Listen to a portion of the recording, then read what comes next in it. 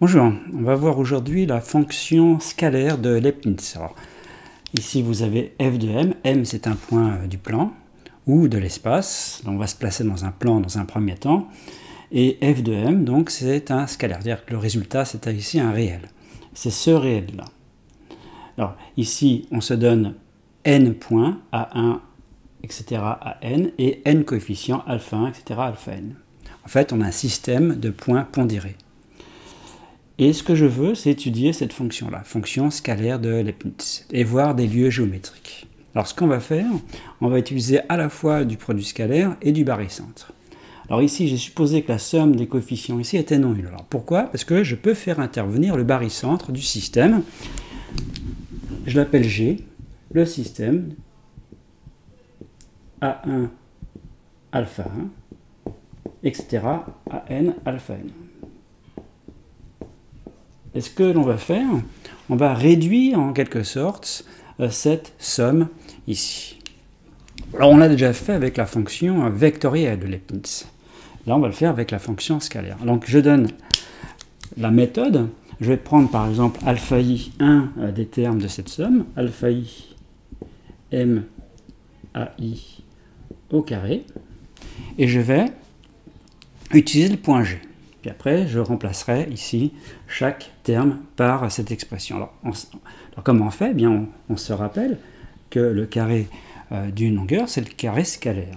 Et après, ici, je vais utiliser évidemment la relation de Chasles. Donc ça fait alpha i, facteur de mg, plus g à i, carré scalaire. Et si on développe, ici, je vais avoir le carré scalaire de mg,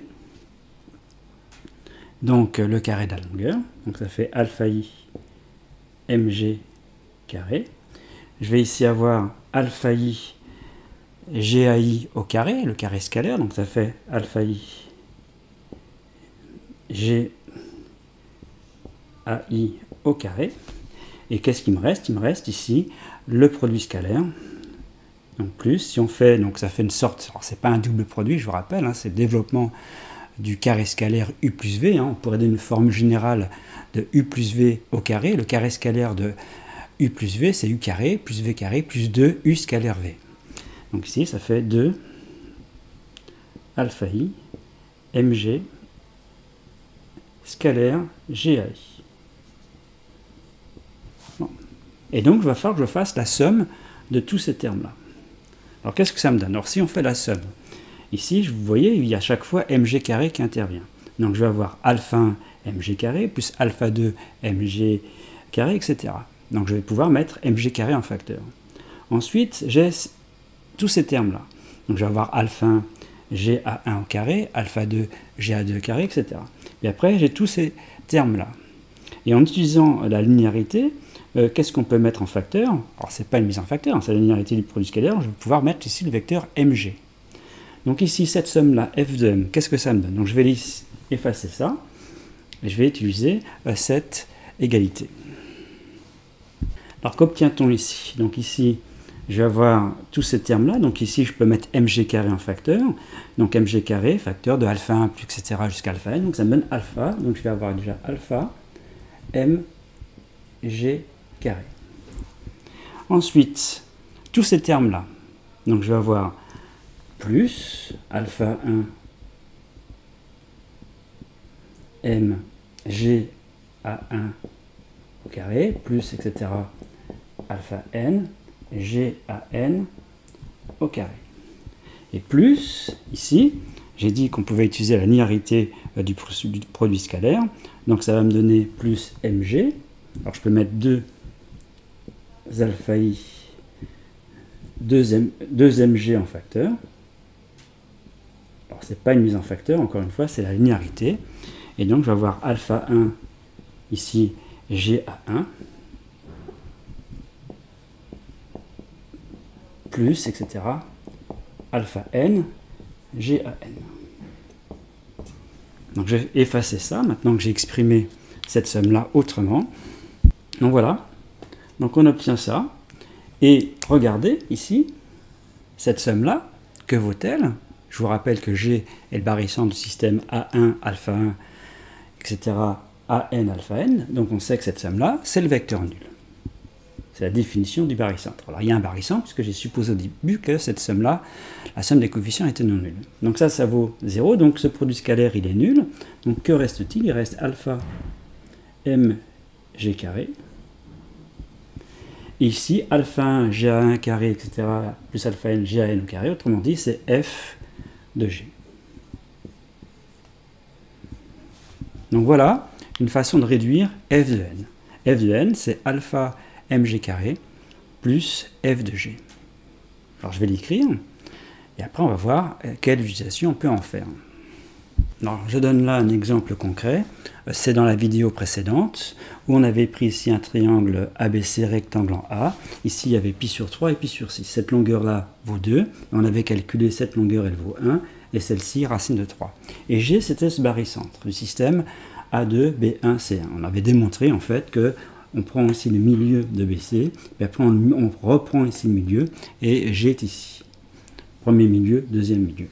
Et on avait calculé une longueur AG, BG, CG. Alors, comment on fait pour calculer une longueur AG, BG, CG? Eh bien, on écrit une égalité vectorielle avec le vecteur AG, et on utilise le carré scalaire.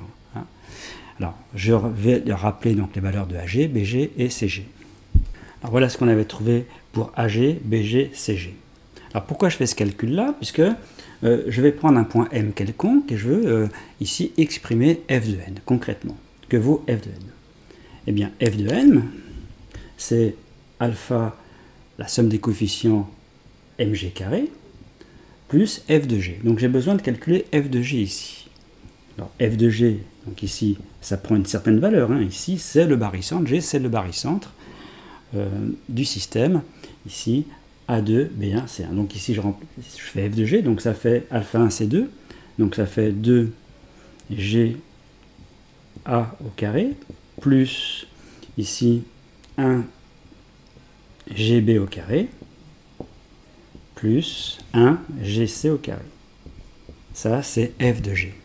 Donc je calcule, ma G au carré, donc ça fait 2. Donc ici, j'élève tout au carré, donc je vais avoir 2 fois 1 quart, plus 3 quarts, plus 7 quarts. Donc ce qui donne, si on fait le calcul, 12 quarts, c'est-à-dire 3. Donc f de g, c'est 3.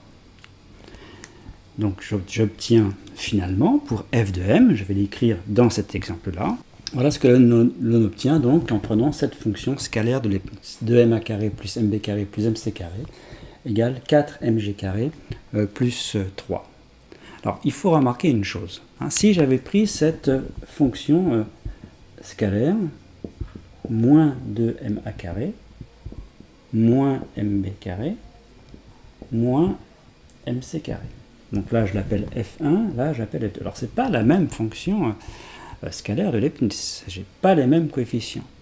Mais j'introduis dans ce cas-là le même barycentre, le barycentre du système A-2, B-1, C-1. Or, par homogénéité, ce barycentre du système A-2, B-1, C-1, c'est également le barycentre du système A2, B1, C1. Donc c'est le même ici, c'est le même point G. Donc ça me donnerait donc, la somme de coefficients moins 4, mg, donc avec le même point G ici. Ici, si on refait le calcul, hein, vous vous rappelez le calcul que l'on a fait, ça donnerait donc moins 3. Autrement dit, on peut avoir des fonctions scalaires de Leibniz différentes qui fassent intervenir le même barycentre. Alors je vais prendre cette fonction scalaire, je ne vais pas prendre celle-ci, et on va chercher des lieux géométriques. Alors qu'est-ce que j'appelle lieu géométrique? Donc je vais prendre F1, celle-là, hein, et je cherche donc le lieu des points M, vérifiant 2ma carré plus mb carré plus mc carré égale k. K est un réel. Alors évidemment, si K, donc on cherche l'ensemble des points M vérifiant ça. Et on notera LK, la ligne de niveau K, c'est-à-dire l'ensemble des points K, l'ensemble des points M vérifiant cette égalité. Alors on l'a déjà fait avec le théorème de la médiane, en faisant MA carré plus MB carré, en utilisant le théorème de la médiane. Là, ça généralise un petit peu ce qu'on a fait sur le théorème de la médiane. Bon, alors remarquez ici que si K négatif ou nul, eh bien, dans ce cas-là, la ligne de niveau est réduite au vide, donc on va se poser la question pour K strictement positif. Eh bien, comment on fait pour trouver LK? Eh bien, on va utiliser cette formule en quelque sorte de réduction. Dire ça, ça revient à dire que 4 mg carré plus 3 égale K. Donc ça revient à dire mg carré égale K moins 3 sur 4. Bon, et quand on a ça, selon que ce nombre est nul, négatif ou positif, on sait exactement ce que donne LK. Alors je vais l'écrire au-dessus. Si K est inférieur à 3, ça veut dire K-3 strictement négatif. K strictement plus petit que 3. Donc ça inclut les K tout à l'heure négatifs. Eh bien, LK est réduit au vide, il n'y a rien. Parce que mg carré, ça peut, mg carré égale un nombre négatif, ça ne donne pas de points. Si K égale 3, eh bien dans ce cas-là, ça fait mg carré égale 0. Donc mg égale 0. Donc ici, LK est réduit au point G. Et si K est strictement supérieur à 3, donc en fait, on peut prendre la racine carrée, donc ça fait mg égale, je l'écris ici, racine carrée de ça. Mais dire que mg, donc ça c'est un certain nombre, g c'est un certain point, et l'ensemble des points vérifiant ça, c'est donc le cercle de centre quoi? Eh bien de centre G, cercle de centre G, et de rayon ça, racine carrée, le rayon, racine carrée de K-3 sur 4 dans cet exemple-là. Donc en fait, on obtient des cercles. Alors c'est ce qu'on avait déjà obtenu avec le théorème de la médiane, quand on avait fait les lieux géométriques, c'est-à-dire l'ensemble des points M vérifiant MA carré plus MB carré égale K. C'est un cas particulier de ce qu'on fait aujourd'hui. Donc voilà pour la fonction scalaire de Leibniz. Alors on n'a pas en fait tout fait, puisqu'il faudrait également faire le cas où la somme est nulle. Non, je ne le fais pas, c'est simplement pour introduire cette notion de ligne de niveau, ici LK, ou de lieu géométrique.